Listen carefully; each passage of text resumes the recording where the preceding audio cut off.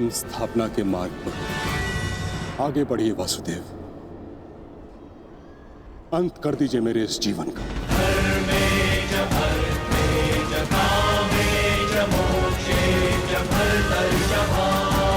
मैं स्वयं को आपको समर्पित करता हूं।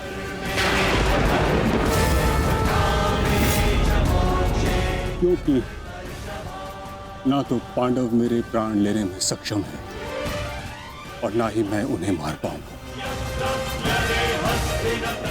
मैंने सदैव धर्म का पालन किया, कभी अधर्म नहीं किया। यदि कोई अधर्म हुआ तो केवल ये कि मैंने आपको प्रतिज्ञा तोड़ने पर विवश किया। यदि आपको ऐसा लगता है कि आपने कोई अधर्म नहीं किया तो यह आपकी सबसे बड़ी भूल है गंगापुत्र। अवश्य आपने सदैव धर्म का पालन किया गंगापुत्र, किंतु केवल अपने लिए, अपने वचनों के लिए। और यही आपका सबसे बड़ा अधर्म है। क्योंकि जिसके पास शक्ति हो उसे स्वयं के लिए नहीं, संसार के लिए उत्तरदायी होना चाहिए। और जो आप नहीं हो पाए गंगापुत्र।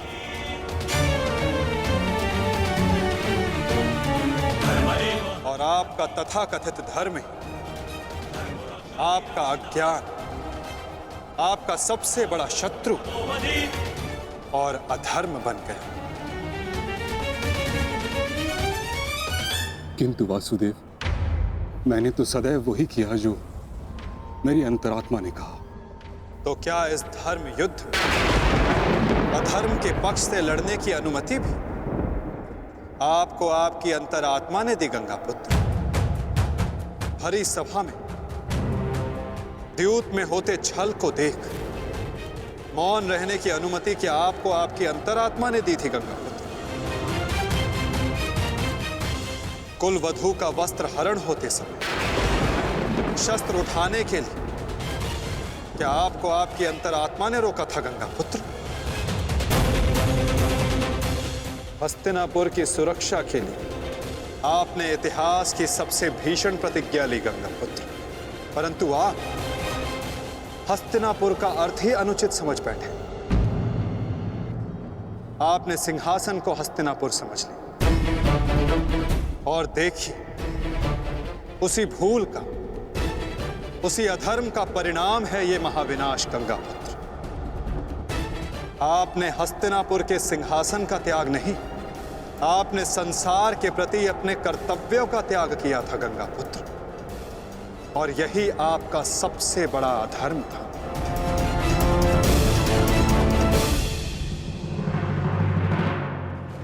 परिवर्तन ही संसार का नियम है गंगापुत्र।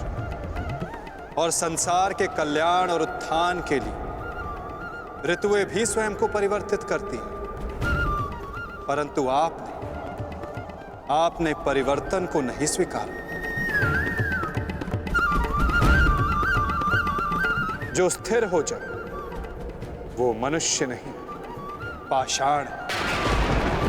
और जो अपने विचार को कभी बदले नहीं, वो मानवता का शमशान है गंगापुत्र।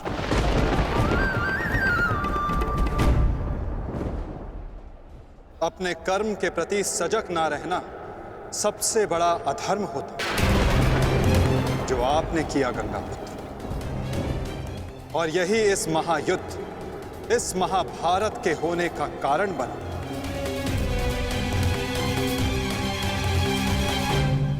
प्रभु, मेरा मार्ग दर्शन कीजिए। आपका कर्तव्य यह है गंगापुत्र कि आप अपने शस्त्र को त्याग कर अपने जीवन का बलिदान देकर इस अधर्म को रोकें।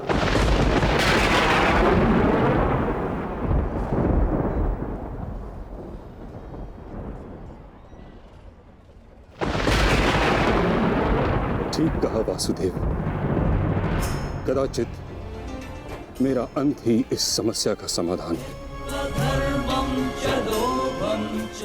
आज जबकि मुझे अपनी भूल का भान हो गया है, मैं अपना प्रारब्ध स्वीकार करने के लिए तैयार हूं। चक्र का संधान कीजिए वासुदेव, और मुझे मृत्यु का सौभाग्य देने की कृपा कीजिए।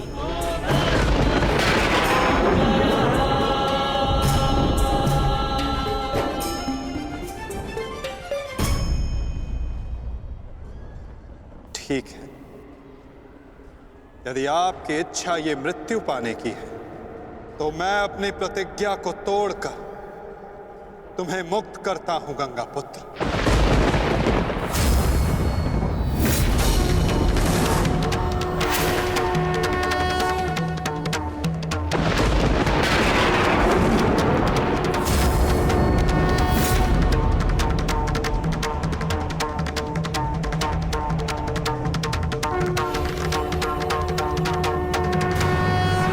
नहीं माधव,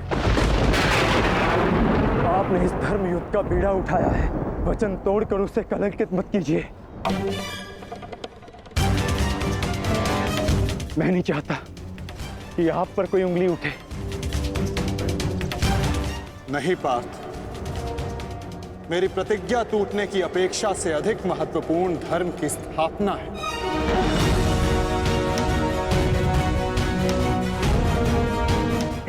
नहीं माधव, नहीं।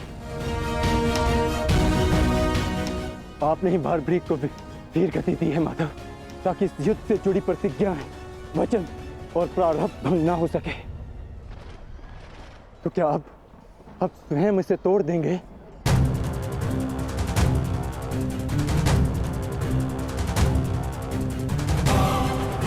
आप मुझे एक अवसर और दीजिए माधव, मैं अपने संपूर्ण मनोबल और कौशल से यह युद्ध करूंगा। जब तक मेरे शरीर में रक्त की एक बूंद भी बहेगी, मैं अपने मन में भावनाओं को नहीं बहने दूंगा माधव।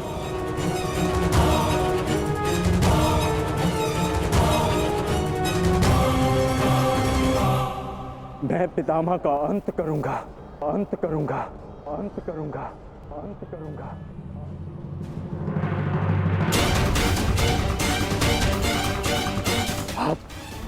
आप ये चक्र छोड़ दीजिए माधव, आप ये चक्र छोड़ दीजिए।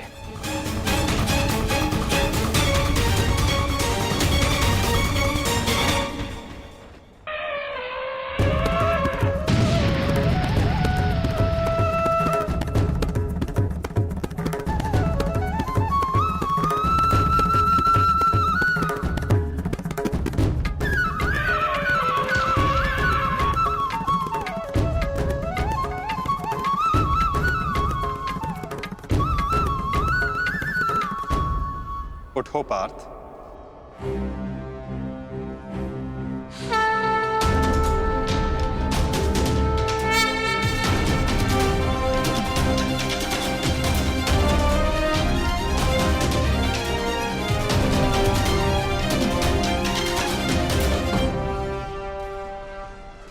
आपके हाथों मोक्ष पाना कदाचित मेरे भाग्य में नहीं वासुदेव।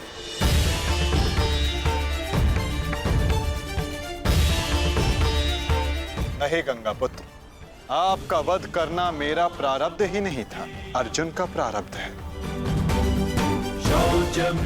और मैंने ये चक्र संधान केवल इसलिए किया ताकि मैं अर्जुन को दिखा सकूं कि आपका भी वध करना असंभव नहीं।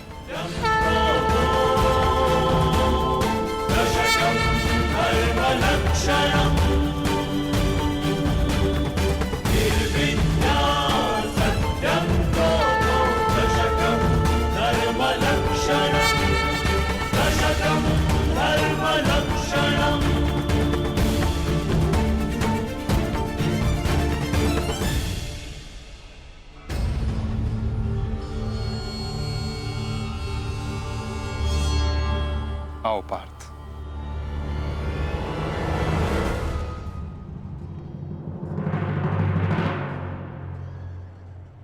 पुत्र अर्जुन, युद्ध आरंभ करें। मैं सज्ज हूं पितामह।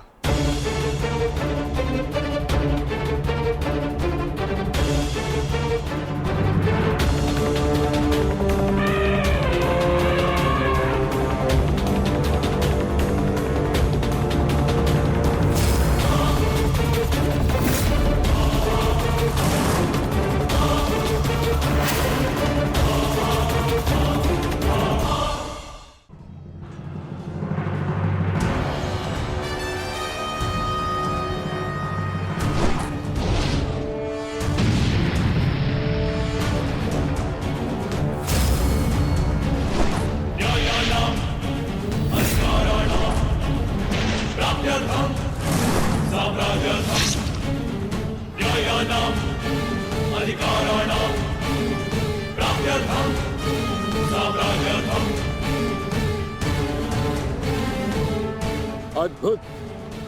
पुत्र अर्जुन, कर्म पथ पर तुम्हें भावनाओं से ऊपर उठते हुए देख प्रसन्नता हुई।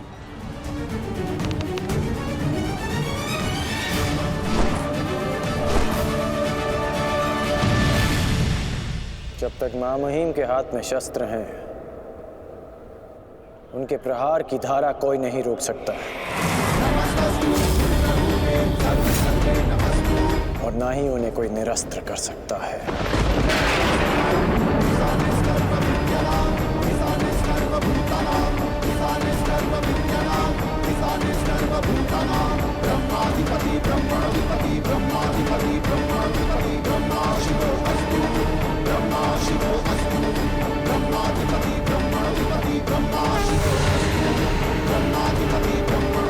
तुम्हारी तपस्या सफल हो गई बालिका।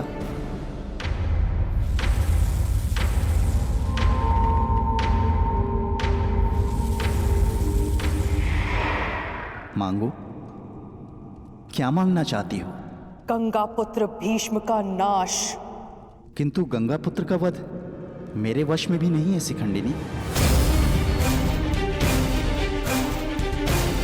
परंतु अपने जीवन का अंत तो मेरे वश में है ना।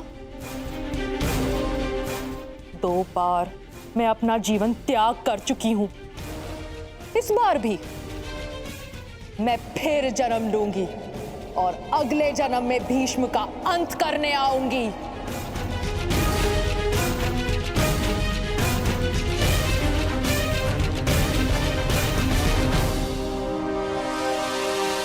रुको बालिका, तुमने इतनी कठोर तपस्या की है, हमें बताओ तुम्हारी समस्या क्या है? समस्या ये है यक्षराज कि मैं भीष्म का वध अपने हाथों से करना चाहती हूँ, किंतु मैं स्त्री हूं, इसलिए उस पाखंडी ने मुझे युद्ध में सम्मिलित होने से रोक दिया।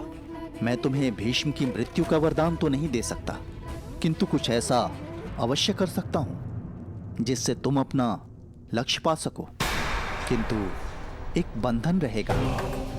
मेरे लिए केवल भीष्म की मृत्यु महत्व रखती है और कुछ नहीं। हाँ कहने से पूर्व मेरी पूरी बात सुनो बालिका, उसके पश्चात निर्णय लेना।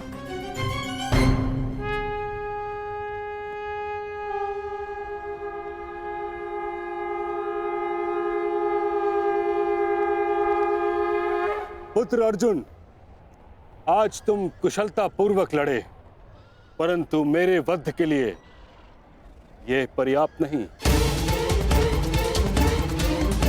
हाँ, क्योंकि महामहिम के पास तुम सबके नाश के लिए पर्याप्त अस्त्र है धनुर्धारी अर्जुन।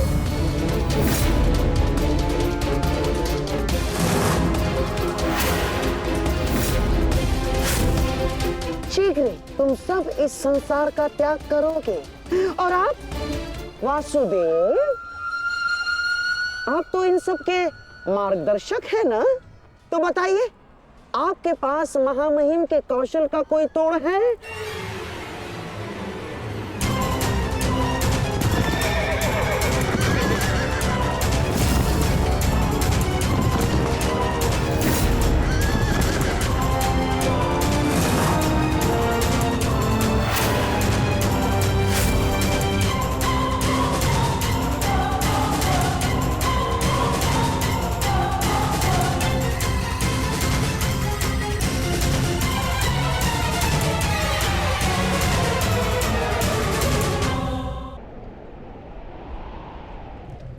आज मैंने पूरे सामर्थ्य से पितामह का सामना किया, परंतु उन्हें परास्त करने में असफल रहा।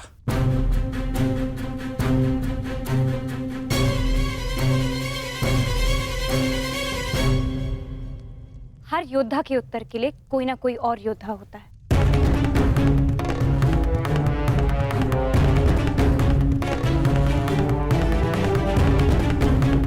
केशव, आप ही तो कहते हैं ना कि कभी कभी भाग्य स्वयं चलकर हमारे पास आता है, किंतु शिखंडिनी अब तक क्यों नहीं आई? उसे इतना समय क्यों लग रहा है केशव?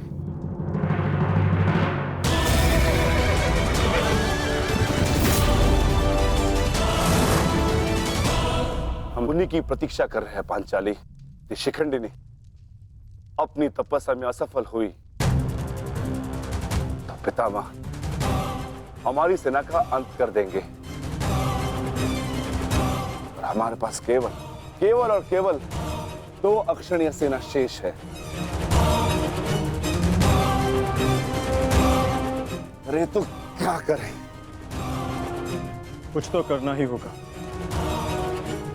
अन्यथा हम इस युद्ध में पराजित हो जाएंगे।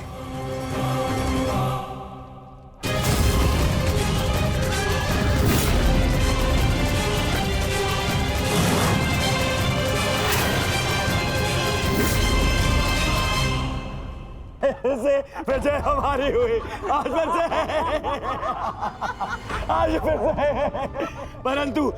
परंतु सबसे अधिक प्रसन्नता मुझे तब होती है जब वो धनुर्धारी अर्जुन के मुख पर मैं भय देखता हूँ। केवल 2 अक्षुणी सेना शेष बची है उन पांडवों के पास और शीघ्र ही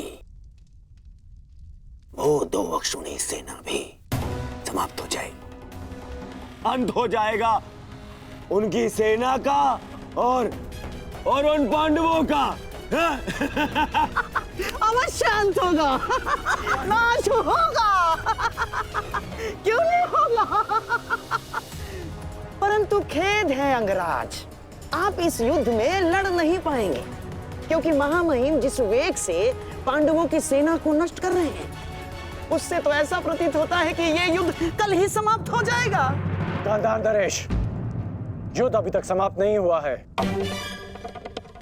मैंने आप सबसे पहले भी कहा था कि विजय से पूर्व उत्सव मनाना उचित नहीं है।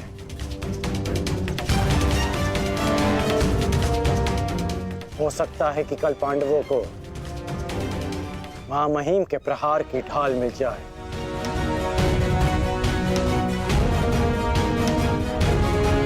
इस युद्ध में कुछ भी संभव है।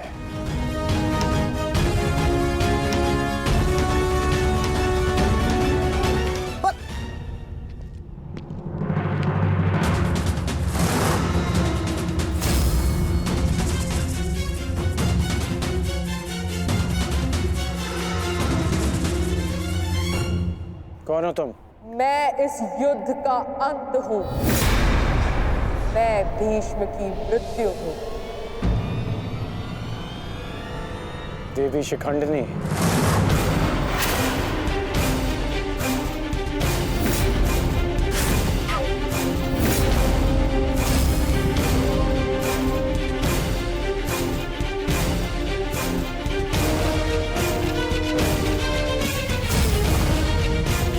देवी नहीं देव, स्त्री नहीं पुरुष, शिखंडिनी नहीं।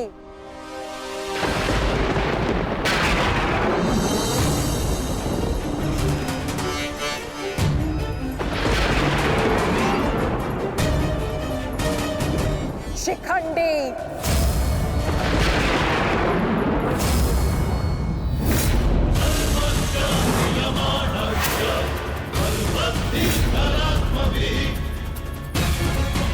ये मैं हूँ और कल मेरे उस वचन की पूर्ति होगी जो मैंने पांचाल युद्ध में तुम्हें दिया था अंगराज।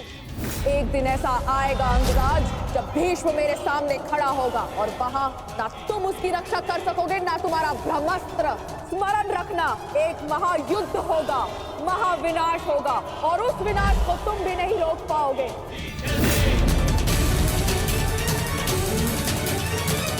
बधाई हो, कल से तुम इस युद्ध में प्रवेश करोगे। कल कुरुक्षेत्र एक योद्धा को विदा करेगा और दूसरे योद्धा का स्वागत।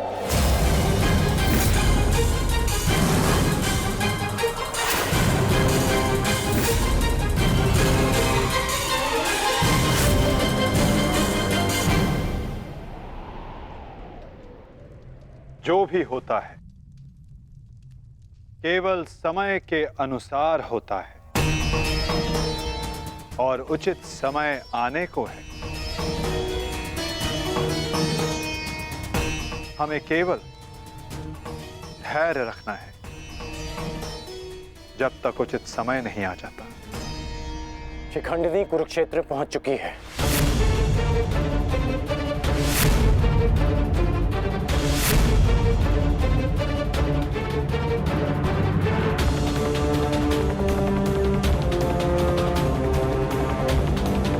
शिखंडिनी के आगमन में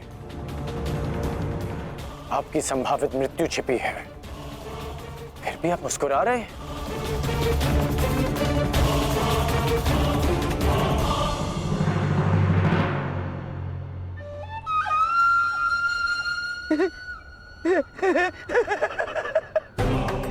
अब समझ आया महामहिम कि आप मुस्कुरा क्यों रहे हैं।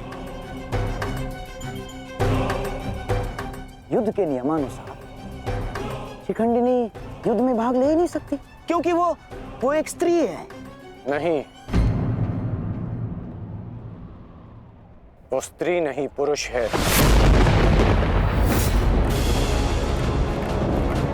शिखंडिनी नहीं शिखंडी है। वो स्त्री से पुरुष में परिवर्तित हो चुकी है और कल वो युद्ध में प्रस्तुत होगा और उसका एक ही उद्देश्य है, मां महिम का वध।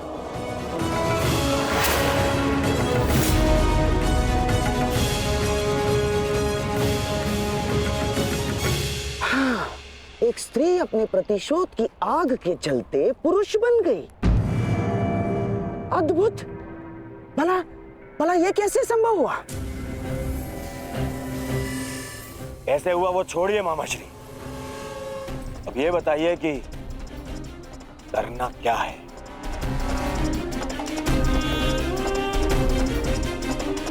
चिंता ना करो मेरे होने वाले सम्राट। तुम्हारा ये मामा इसका भी कोई ना कोई उपाय अवश्य ढूंढ लेगा।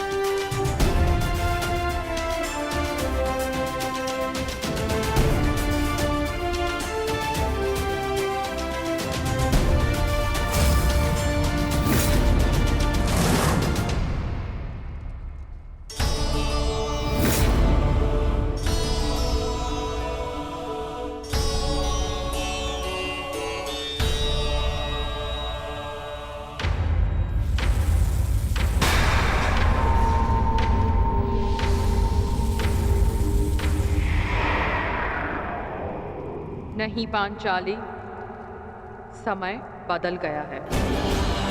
तुम्हारे समक्ष शिखंडिनी नहीं शिखंडी है।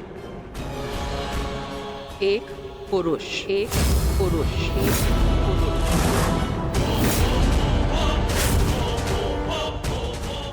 और तुम्हें पर पुरुष का स्पर्श करने की अनुमति नहीं है।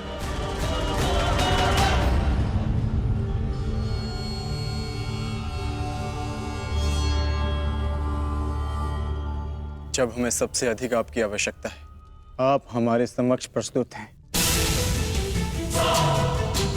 इसके लिए आपका धन्यवाद। मैं यहाँ अपने आवश्यकता और अपने उद्देश्य के लिए आया हूँ।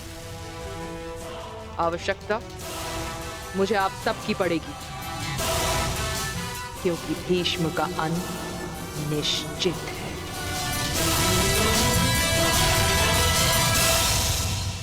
ये मेरा वचन है, हम आपका पूर्ण रूप से समर्थन करेंगे, फिर चाहे कुछ भी हो जाए। युद्ध भूमि में हम आपके साथ खड़े रहेंगे और अंत तक युद्ध करेंगे। हमें ये कार्य कल ही संपन्न करना होगा, क्योंकि मेरे पास मेरे जीवन का लक्ष्य पूर्ण करने के लिए केवल एक ही दिन है।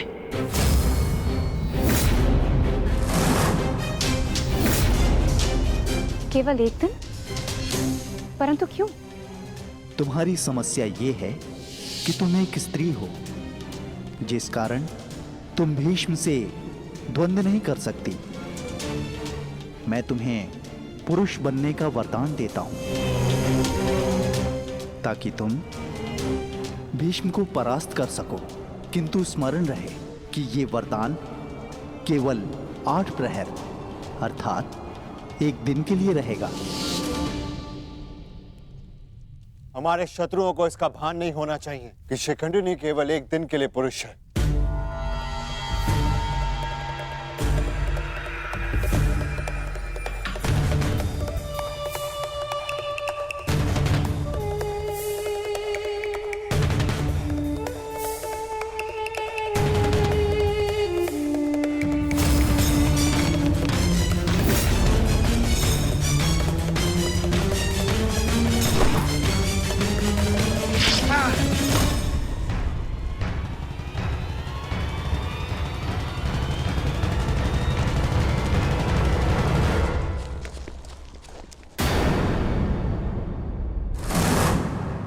अपने वेश से ये गंधा का निवासी प्रतीत होता है।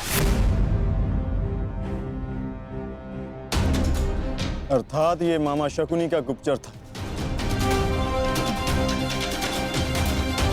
सौभाग्य ये कि यहां से जीवित नहीं जा सका। किंतु इस गुप्तचर का संदेश शत्रु तक पहुंच चुका है पार्थ।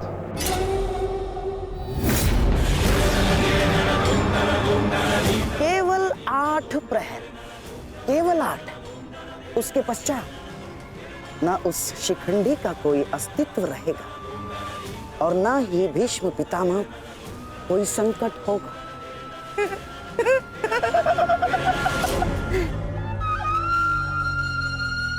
क्या होगा यदि तुम्हारे पितामह कल युद्ध भूमि में प्रस्तुत ही ना हो तो? उत्तम विचार मामाश्री। मैं एक योद्धा हूं और मृत्यु के भय से छुपूंगा नहीं। या तो वीर गति को प्राप्त हो जाऊंगा या फिर विजय प्राप्त करूंगा। 8 प्रहर तो क्या, 8 क्षण के लिए भी मैं युद्ध से विमुख नहीं रहूंगा। क्षमा कीजिएगा मामही, परंतु वीर होने में और मूर्ख होने में अंतर होता है। जानबूझकर मृत्यु के मुख में जाना क्या उचित है? एक महान योद्धा की भांति आप गौरव और सम्मान की मृत्यु चाहते हैं, परंतु अपनी सेना के प्रति आपके उत्तरदायित्व का क्या? आप भली भांति जानते हैं कि सेना आप पर पूरी तरह निर्भर है। फिर भी मामही,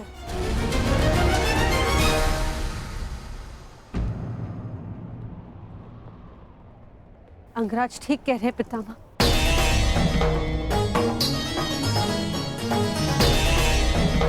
आपके और हस्तिनापुर के हित में यही श्रेष्ठ होगा। भले आप युद्ध में सम्मिलित ना हो। कुंती पुत्री, ये जानते हुए भी कि तुम हस्तिनापुर में अपने शत्रुओं से घिरी हुई हो, तुमने यहां रहने का निर्णय क्यों लिया?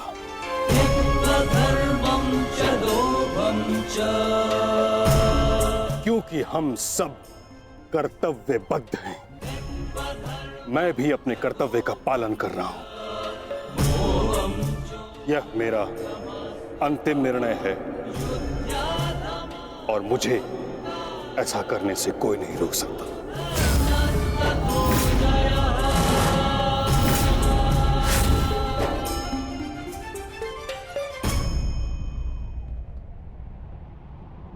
मित्र, चाहे कुछ भी हो जाए, कल तुम्हें पितामह की रक्षा करनी होगी। हम अवश्य पितामह की रक्षा करेंगे, किंतु इससे पूर्व ये अधिक महत्वपूर्ण है अंगराज, हमारी समस्या का अंत होना।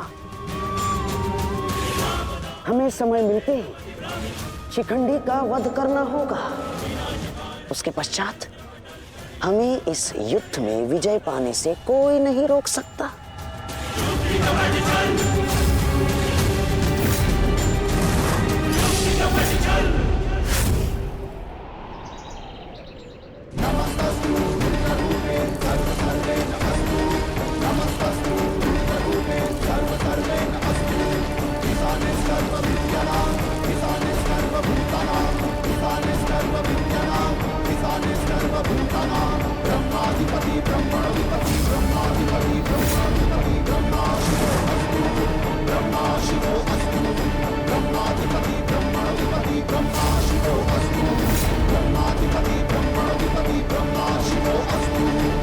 मां महिम, गंगा पुत्र,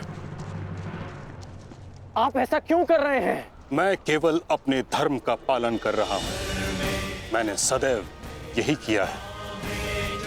युद्ध भूमि में पूर्ण सहयोग दूंगा और यदि इस युद्ध भूमि में मेरा अंत हो गया तो मुझे इस बात का गर्व होगा कि एक योद्धा का अंत रणभूमि में होगा।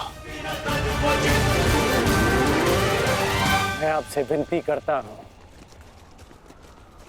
रुक जाइए। ऐसा मत कीजिए मां महिम, आप इसका परिणाम जानते हैं। रुक जाइए मां महिम। आपको वचन देने के कारण मैं 9 दिनों तक रणभूमि से दूर रहा, क्योंकि मुझे लगता था कि आप जो भी निर्णय लेंगे वो हस्तिनापुर और हमारी सेना के हित में होगा। विश्वास था कि आपके होते हुए हम ये युद्ध नहीं हार सकते। फिर क्यों आप ऐसा कर रहे हैं? एक कौरव भरे अंत के लिए आप पूरी कौरव सेना का संहार नहीं कर सकते। क्या इसलिए आपने सूत पुत्र को युद्ध भूमि से दूर रखा? यदि तुम्हें ऐसा लगता है तो ठीक है। सूत पुत्र कर्ण,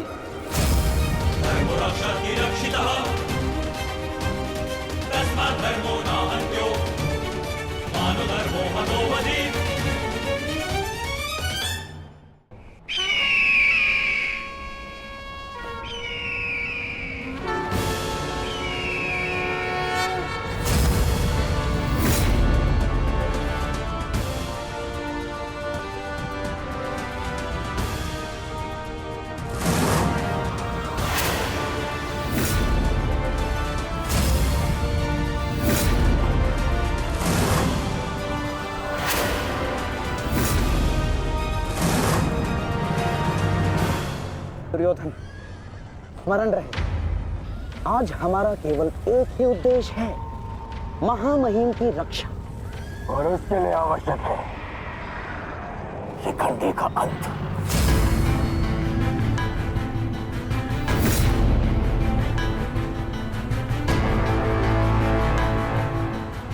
आज मैं शिखंडिनी का कवच बनकर उनकी रक्षा करूंगा। चाहे कुछ भी हो जाए, हमें शिखंडिनी को पितामह तक पहुंचाना ही होगा।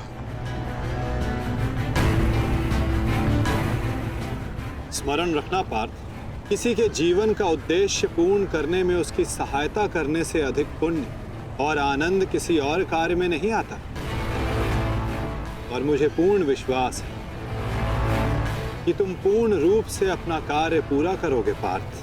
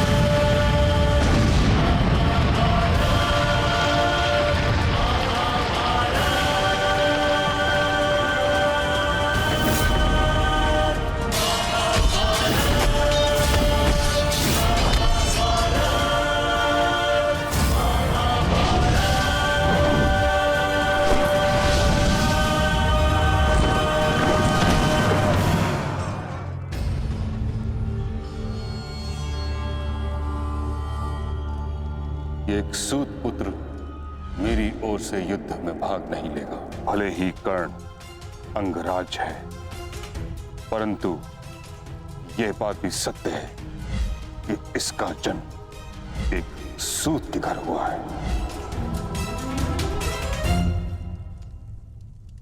पुत्र,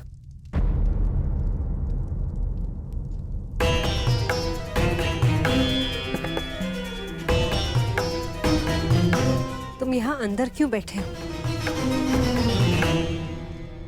क्योंकि अभी भी मैं महामहिम के आदेश का पालन कर रहा हूं।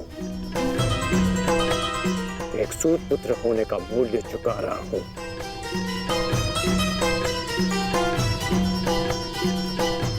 अर्थात तुम पितामह को अभी भी नहीं समझ पाए कर्णपुत्र। उन्होंने तुम्हें युद्ध में भाग लेने से इसलिए नहीं रोका क्योंकि तुम एक सूत पुत्र हो, इसलिए रोका क्योंकि वो जानते हैं कि तुम मेरे पुत्र हो।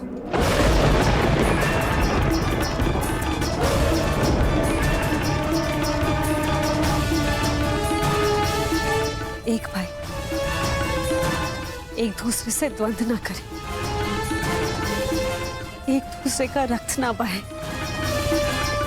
इसलिए उन्होंने तुम्हें यही रहने का आदेश दिया।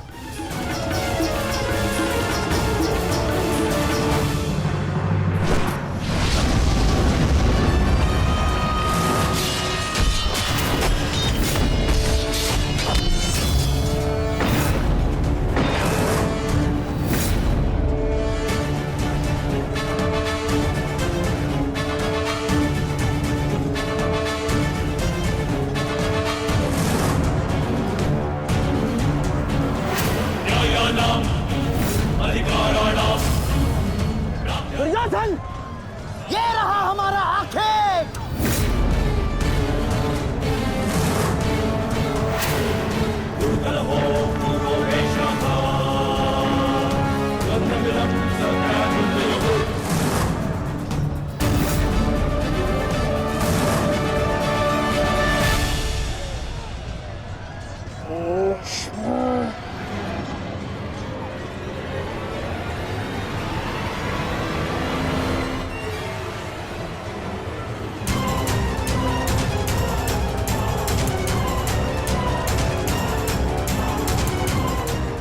शिखंडी,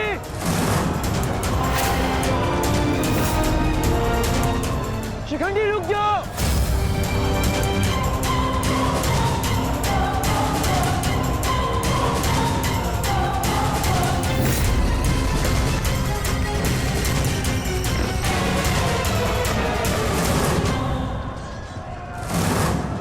देश, तुम्हारा समय पूर्ण हुआ।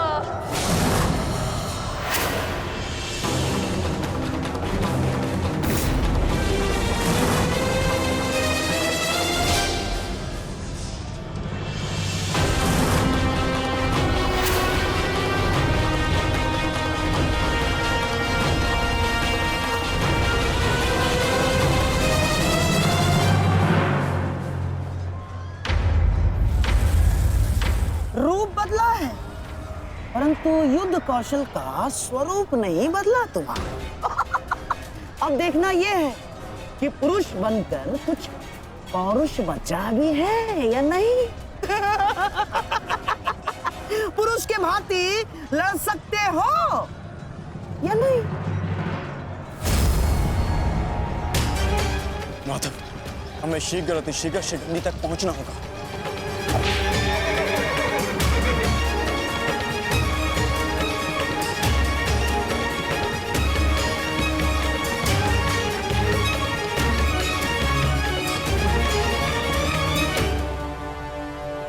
इस समय युद्ध भूमि में क्या हो रहा है संजय? क्या शिखंडी ताक्षरी तक पहुंच गया है? नहीं महाराज, वो अभी तक कौरव महारथियों के मध्य में फंसा हुआ है।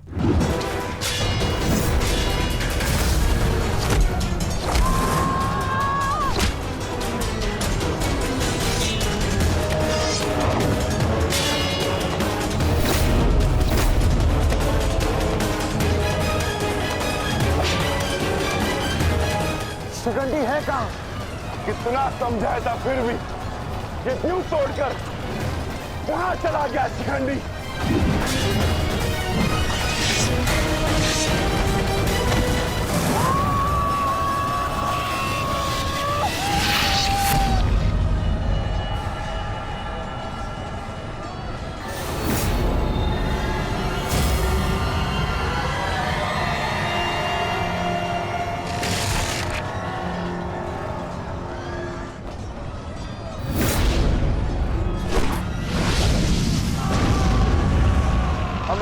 शीघ्र पितामह तक पहुंचना होगा।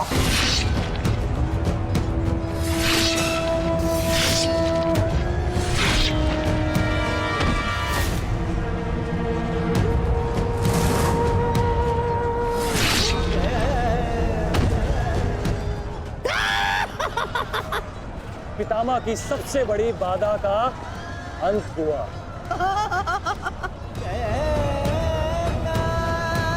शिखंडी, अब तुम अपना उद्देश्य अगले जन्म में पूर्ण करना।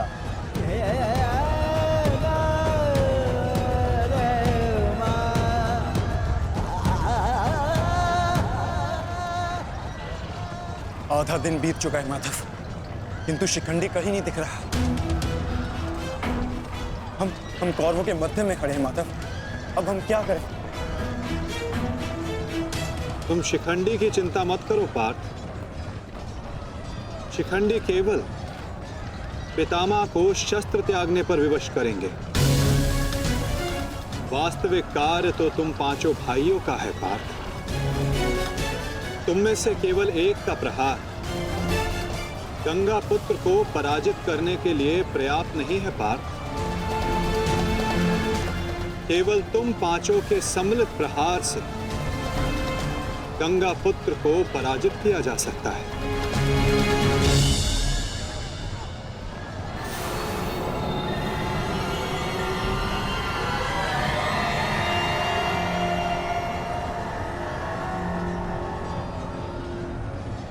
आओ पुत्रों, मैं तुम्हारी ही प्रतीक्षा कर रहा था।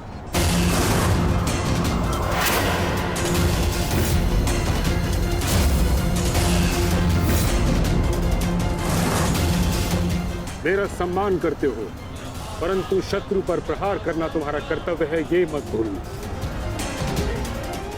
मैं तुम सबको द्वंद्व की चुनौती देता हूं।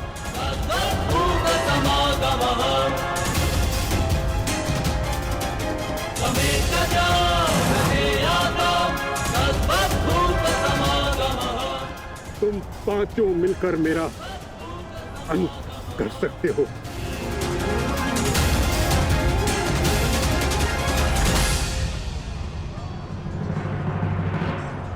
उठाओ अपने शस्त्र पुत्रों और प्रहार करो।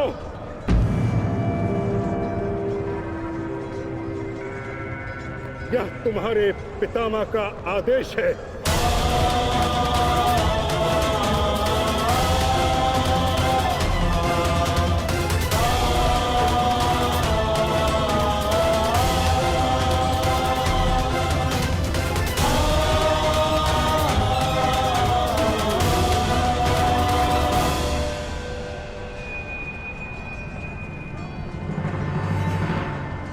प्रहार करो, प्रहार करो।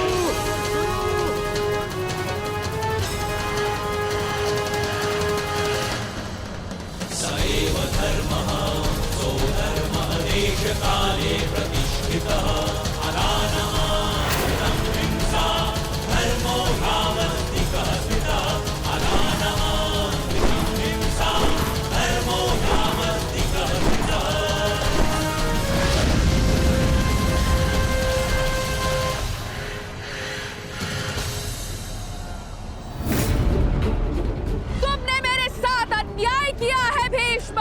मैं नया जन्म लेके आऊंगी भीष्म, तुमसे प्रतिशोध पूर्ण करने।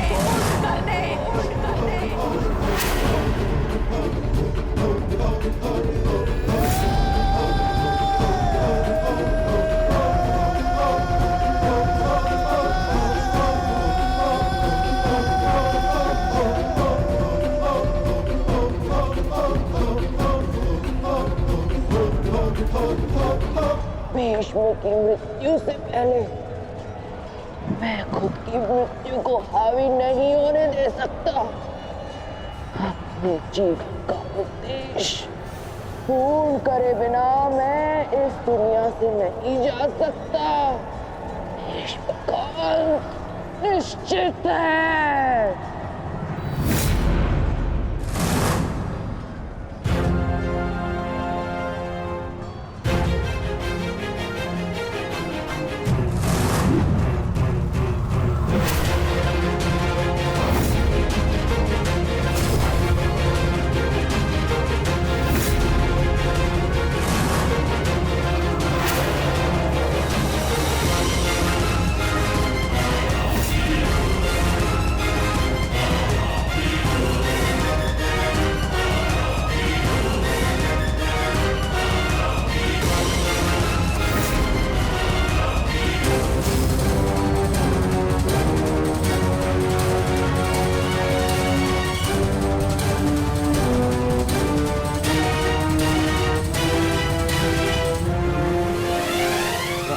करो पुत्रों।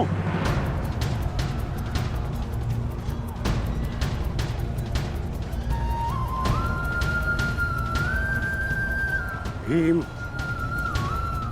पुत्र, मेरे साथ द्वंद्व करो। इसके बाद तुम्हें मुझसे द्वंद्व करने का अवसर नहीं मिलेगा।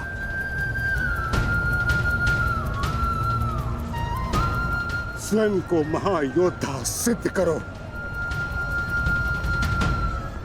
मैं उन पे प्रहार कैसे कर सकता हूं जिन्होंने सदैव मुझे सीख दी है?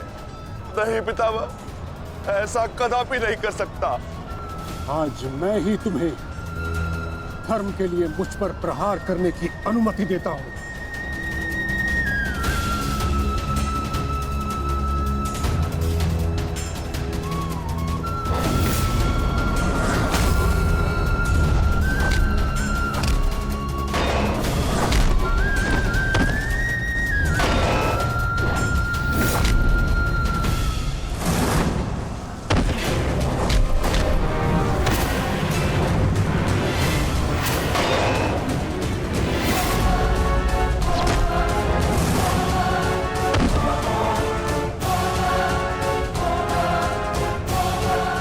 प्रहार करो पुत्रों, हार मत मानो।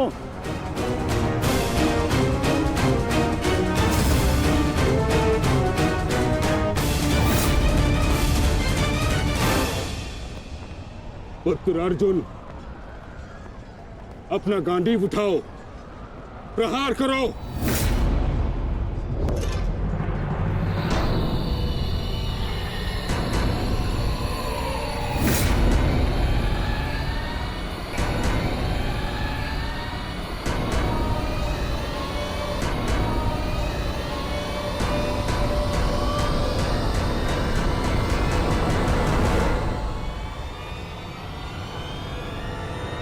मेरा वचन है अंबा देवी, जब भी तुम मेरा काल बन के मेरे सामने आओगी, मैं तुम्हारे समक्ष अपने शस्त्र त्याग दूंगा, अपने त्याग दूंगा, अपने त्याग दूंगा, अपने त्याग दूंगा।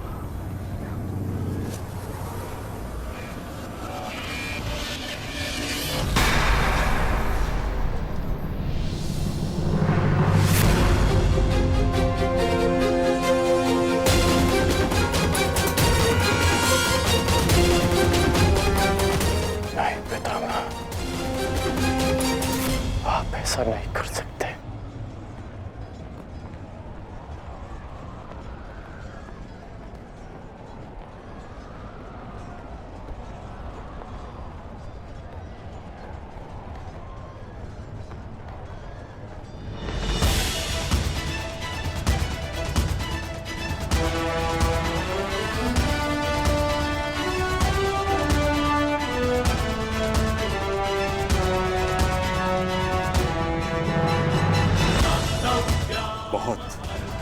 विलंब कर दिया आपने आने में, अंबा देवी। कितने वर्षों से मैं आपकी प्रतीक्षा कर रहा हूं, अब और प्रतीक्षा नहीं होती।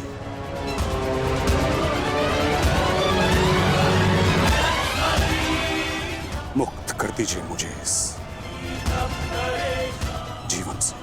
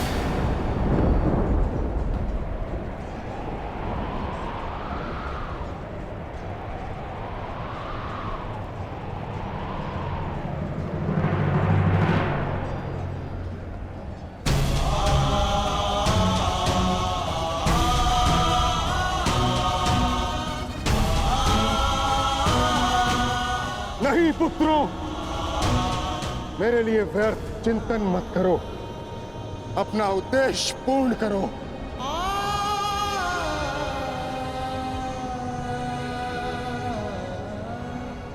कर्म करो, प्रहार करो।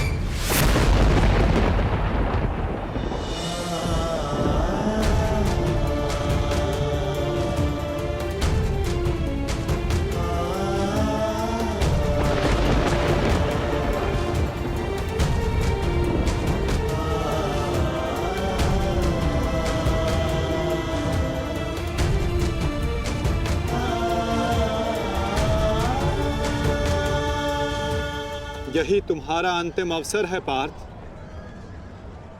पितामह को इस पीड़ा से मुक्त करो पार्थ।